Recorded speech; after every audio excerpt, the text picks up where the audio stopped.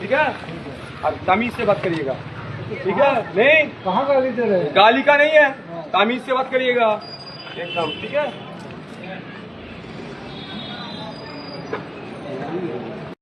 দেখলেন তো নওশাদ সিদ্দিকীর সাথে কিভাবে ব্যবহার করেছিল সিআরপিএফ। একদম ভুলটা ধরিয়ে দিল, বুঝতে পারলেন? একদম ভুলটা ধরিয়ে দিল। সিআরপিএফ হয়েছে তো কি হয়েছে, সেন্ট্রাল গভর্নমেন্টে চাকরি করে বলে মানুষকে সম্মান করবেন না?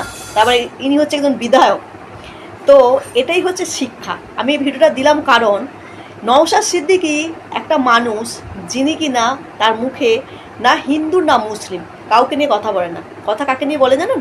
মানুষকে নিয়ে কথা বলে। তার জন্য এই নওশাদ সিদ্দিকীকে আমার খুবই পছন্দ, খুবই ভালো লাগে, কথাবার্তা শুনতে ভালো লাগে। কারণ আমরা জানি যে মুসলিমরা মুসলিমদের নিয়ে কথা বলে, হিন্দুরা হিন্দুদের নিয়ে কথা বলে, কিন্তু নওশাদ সিদ্দিকী কখনোই হিন্দু মুসলিম করে না।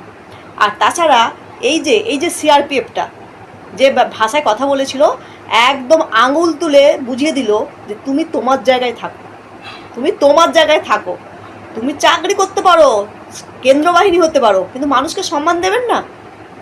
এখনও অবধি এতগুলো বিধায়ক আছে, এই একমাত্র বিধায়ক যে কিনা শুধুমাত্র মানুষদের নিয়েই কথা বলে।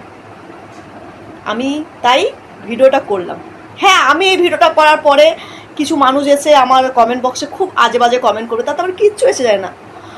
একটা মানুষ যখন মানুষের হয়ে কথা বলে, আমি মানুষ হয়ে আমি তাকে যদি সাপোর্ট না করি, আমি তার হয়ে যদি কথা না বলি, তাহলে কি করে হলো?